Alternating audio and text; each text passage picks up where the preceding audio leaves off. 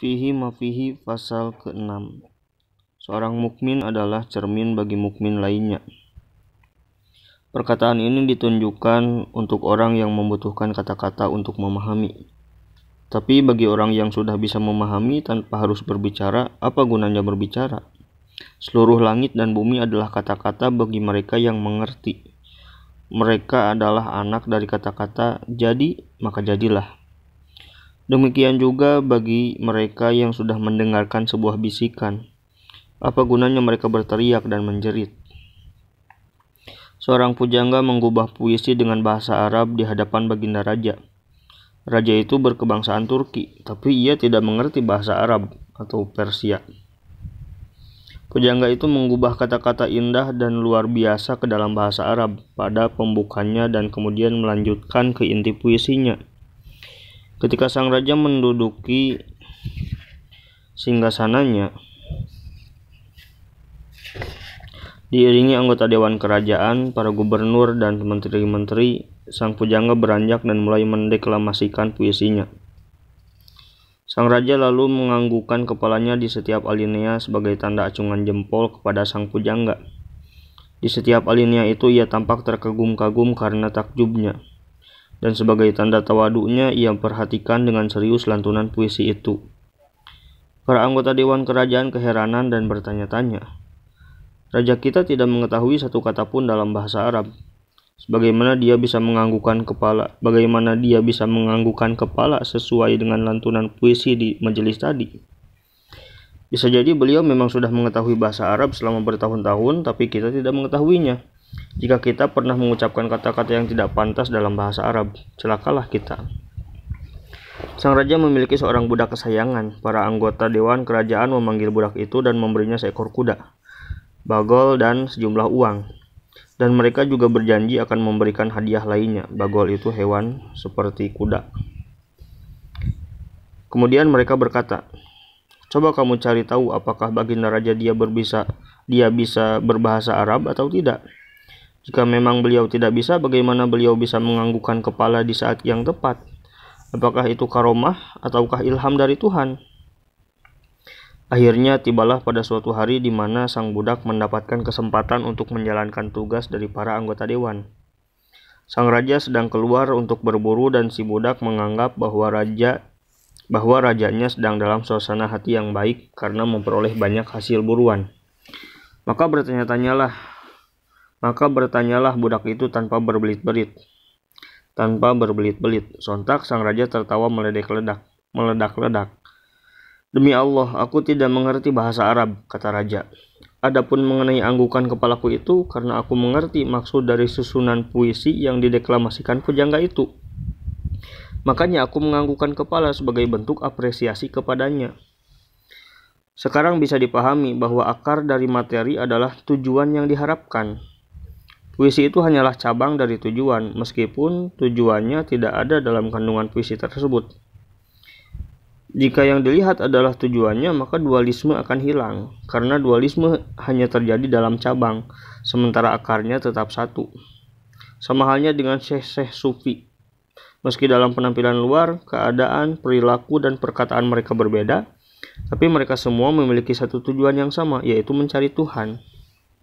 Contoh lainnya adalah angin. Ketika angin berhembus di istana, ia akan mengangkat ujung-ujung karpet, membuat berantakan dan gerakan pada karpet-karpet itu, menerbangkan batang dan jerami ke udara.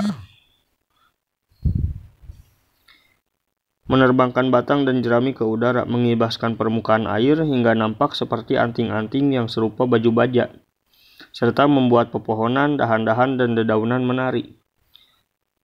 Semua itu seolah menjadi hal-hal yang berbeda, akan tetapi dari perspektif tujuan, akar, dan realitasnya semua itu adalah satu hal, yaitu hembusan angin. Salah seorang dari mereka berkata, "Aku telah melalaikan tujuan sejati itu." Maulana Rumi menjawab, "Ketika pikiran ini menghampiri benak manusia, kemudian ia menegur dirinya sendiri seraya berkata, 'Apa yang aku lakukan? Mengapa aku melakukan semua ini?' Maka ini menjadi bukti cinta dan perhatian Allah kepadanya. Cinta akan tetap tinggal selama teguran terus berlangsung. Teks ini adalah potongan bait yang oleh sebagian ulama dinisbatkan kepada Abu Tamam. Teks lainnya berbunyi, jika teguran pergi, begitu pula dengan cinta, dan tinggallah cinta jika teguran tetap ada. Hal itu karena teguran hanya diberikan pada orang-orang yang dikasihi, dan tak pernah ada teguran bagi orang asing. Teguran juga memiliki tingkatan yang berbeda-beda. Ketika seseorang merasakan sakitnya teguran dan mendapatkan sebuah informasi baru darinya, itu pertanda bahwa Allah mencintai dan menyayangi mereka. Namun jika seseorang mendapatkan teguran tapi tak merasakan pedihnya, maka ini bukanlah pertanda cinta. Sama halnya ketika sebuah karpet dipukul-pukul dengan sebatang kayu untuk membersihkan debu yang melekat padanya. Maka orang yang bijak tidak akan menyebutnya sebagai sebuah teguran. Namun jika seseorang memukul anak atau kekasihnya, maka itu disebut dengan teguran yang mana teguran itu adalah bukti kasih sayangnya. Oleh karena itu, selama kamu masih menemukan rasa sakit dan kekecewaan dalam dirimu, maka itu adalah bukti sayang dan cinta Allah padamu. Jika kamu melihat aib pada diri saudaramu, maka sejatinya aib yang kamu lihat itu adalah aibmu sendiri. Sufi sejati itu seperti sebuah cermin di mana di dalamnya kamu melihat gambarmu sendiri. Karena seorang mukmin adalah cermin bagi mukmin lainnya. Jauhkanlah aib itu darimu, karena sesuatu yang menyakitkan dalam diri mereka juga akan menyakitkan dirimu. Kemudian beliau melanjutkan ucapannya. Seekor gajah dibimbing menuju sumber mata air untuk minum. Ketika gajah itu melihat bayangan dirinya di permukaan air, ia berlari menjauh. Gajah itu mengira bahwa ia berlari karena ada gajah lain yang datang, padahal sesungguhnya ia menghindari dirinya sendiri. Ketika sifat-sifat buruk seperti kezaliman, kebencian, kecemburuan, ketamakan, keras hati, dan kesombongan ada dalam dirimu, kamu tidak merasa sakit karenanya. Tapi ketika kamu melihatnya ada pada diri orang lain, maka kau akan menghindar dan merasa sakit karenanya. Seseorang tidak akan terganggu ketika ia terkena kudis atau bisul. Ia akan mencelupkan tangannya yang terkena penyakit itu ke dalam sup, lalu menjilati jemarinya tanpa merasa jijik sama sekali. Namun ketika ia melihat bekas bisul atau sedikit luka goresan di tangan orang lain, ia menghindari makanan itu dan tidak mau mencicipinya. Sifat-sifat buruk itu seperti kudis dan bisul. Pada saat sifat-sifat itu ada pada dirinya, ia tak merasa tersakiti. Namun ketika ia melihat sifat-sifat itu ada pada tubuh orang lain, ia justru merasa tersakiti dan menjauhi orang tersebut. Seandainya kamu menjauhi saudaramu, lantas bagaimana jika nanti justru saudaramu yang menjauhimu dan merasa jijik pada penyakitmu? Rasa jijik yang kamu tampakkan pada saudaramu itu adalah pemberitahuan baginya sebab perasaanmu itu muncul karena kau melihat aibnya. Dan dengan demikian dia bisa melihat aibnya sendiri. Nabi SAW telah bersabda, seorang mukmin adalah cermin bagi mukmin lainnya. Beliau tidak bersabda, seorang kafir adalah cermin bagi orang mukmin. Mengapa orang kafir tak memiliki karakter itu? Sebab ia bukan cerminan bagi orang lain. Bagi yang lain, ia hanya melihat dirinya dalam cermin. Seorang raja yang sedang bersedih hati duduk di tepi sungai. Para petinggi menjadi sangat takut kepadanya. Belum ada seorang pun yang mengetahui alasan kesedihan raja itu. Sang raja memiliki seorang penghibur yang sangat disayanginya. Para petinggi tersebut membuat kesepakatan dengan si pelawak. Jika kamu bisa membuat raja tertawa, kami akan memberimu sejumlah uang. Penghibur itu mendekati sang raja, namun sekeras apapun penghibur berusaha, sang raja tetap tidak memedulikannya. Padahal ia hendak mempertontonkan wajah lucunya kepada sang raja untuk membuatnya tertawa. Sang raja tetap menatap sungai dalam-dalam dan sama sekali tak mengangkat kepalanya. Apa yang Anda lihat di air sungai itu? Penghibur itu bertanya kepada raja. Aku melihat mucikari, jawab raja.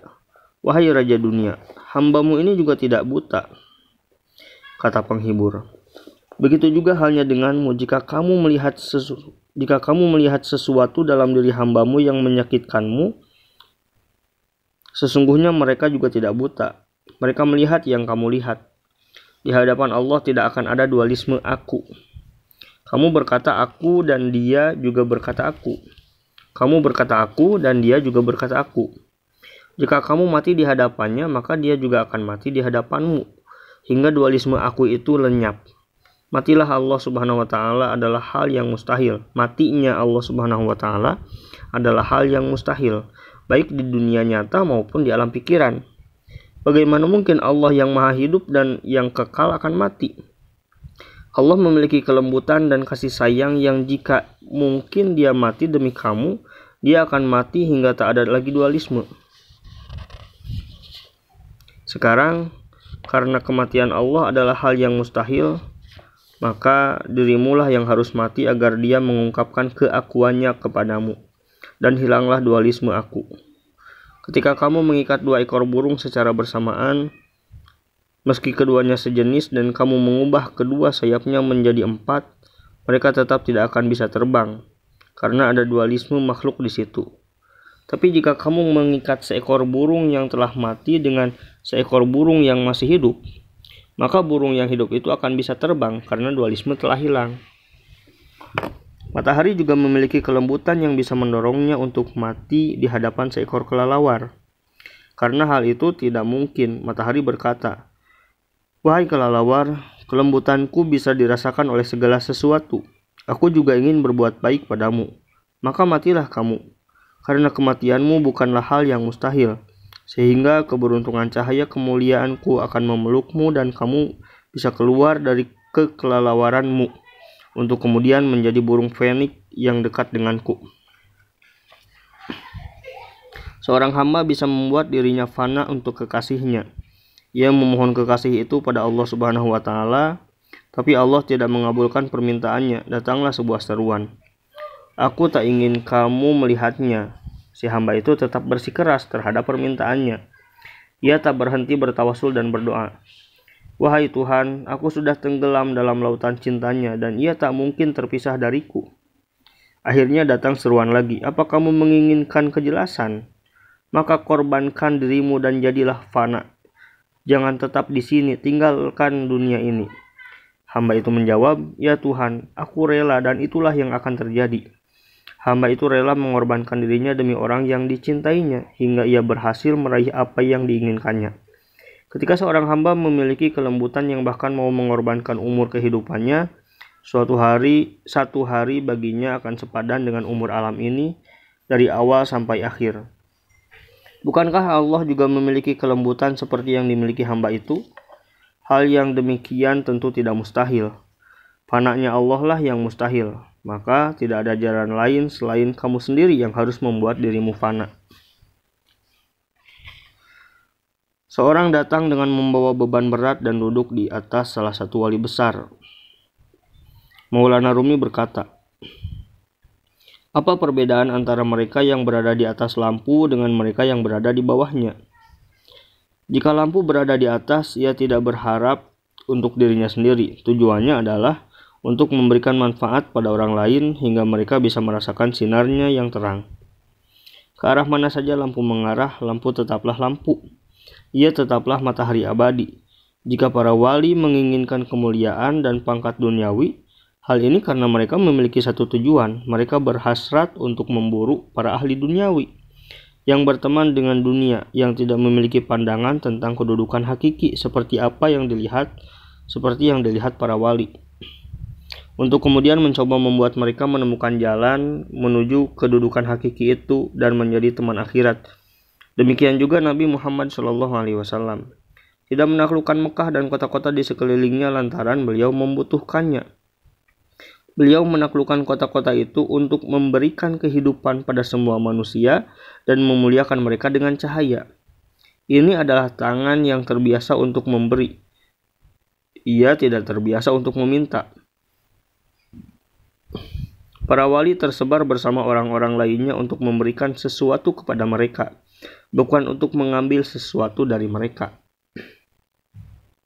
Ketika seseorang membuat sebuah perangkap dan mengharapkan burung-burung kecil akan terjerat dalam perangkapnya untuk kemudian dimakan atau dijual, maka itu disebut tipuan.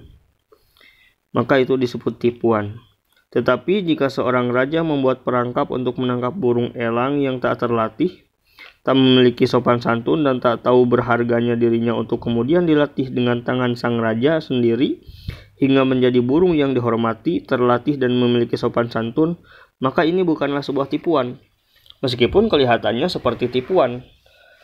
Hal demikian dapat dikatakan hakikat kebenaran pemberian hadiah menghidupkan makhluk yang mati, mengubah batu menjadi akik, mengubah air mani yang mati menjadi manusia, dan bahkan lebih dari semua itu. Seandainya elang itu mengetahui alasan sang raja memburunya, justru ia akan mendatangi sendiri perangkap tadi dengan jiwa dan hatinya dan akan terbang ke tangan sang raja. Orang-orang hanya melihat pada aspek lahiriah dari perkataan para wali dan berkata, kita telah banyak mendengar tentang ini. Hati kita telah penuh dengan kata-kata semacam itu. A'udzubillahi minasyaitonirrajim. Wa qalu qulubuna gulf bal la'anahumullahu bikufrihim faqalilam ma yu'minun.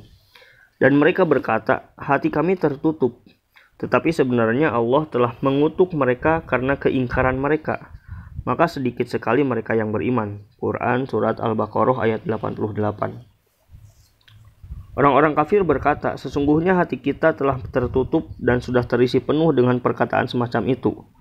Allah Subhanahu wa Ta'ala berfirman, tak mungkin hati mereka terisi oleh perkataan-perkataan ini. Hati mereka penuh terisi oleh kegelisahan dan praduga-praduga yang salah, berisi syirik dan keraguan, serta terisi oleh laknat. Semoga mereka segera terlepas dari kungkungan halusinasi-halusinasi itu, sehingga mereka bisa menerima perkataan ini. Namun mereka tak kunjung menerima. Allah menutup telinga, mata, dan hati mereka. Mata mereka melihat sesuatu yang bukan sebenarnya, sehingga mereka melihat Yusuf sebagai seekor serigala. Telinga mereka mendengar sesuatu yang bukan sebenarnya, sehingga mereka menganggap hikmah sebagai canda tawa dan halusinasi. Hati mereka berubah menjadi kaleng-kaleng kegelisahan dan prasangka. Sungguh mereka telah diracuni oleh berbagai bentuk kezaliman dan prasangka yang bercabang-cabang saat musim dingin dan membeku saat musim salju tiba.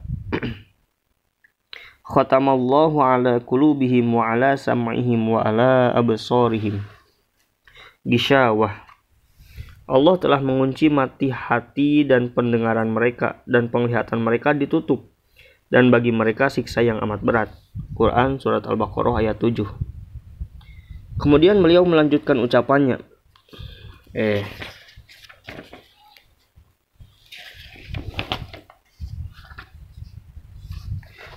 Bagaimana mungkin mereka bisa memenuhi hati mereka dengan perkataan sejati ini? Bahkan baunya saja mereka tidak bisa menciumnya. Mereka tak akan pernah sempat mendengar sepanjang hidupnya. Bukan hanya mereka yang akan mengalami hal demikian, tetapi siapa saja yang selalu berbangga-bangga dengan dirinya sendiri serta leluhur mereka yang tak tertolong. Perkataan itu adalah bejana yang diperlihatkan oleh Allah kepada sebagian dari mereka dalam keadaan terisi penuh dengan air, sehingga mereka bisa meneguk dan melepas dahaga. Allah juga memperlihatkan bejana itu pada sebagian yang lain, tapi dalam keadaan kosong. Ketika yang terjadi adalah yang kedua, rasa syukur apa yang bisa diberikan seseorang demi sebuah bejana kosong? Hanya mereka yang mendapatkan bejana berisi air yang akan menemukan rasa syukur atas berkah itu. Ketika Allah Subhanahu wa Ta'ala menciptakan Nabi Adam alaihissalam dari tanah dan air selama 40 hari. Dia menyempurnakan bentuknya, kemudian menetap beberapa saat di atas bumi. Iblis kemudian turun dan masuk ke dalam hati Adam, mengitari seluruh aliran darahnya, menelitinya dan kemudian menyimpulkan bahwa pembuluh dan urat saraf manusia berisi darah dan campuran-campuran lainnya. Kemudian berkata, "Oh, tidak ada tanda-tanda bahwa iblis yang kulihat di sisi singgasana aras akan muncul. Jika iblis muncul dalam pembuluh dan urat manusia, maka inilah jadinya."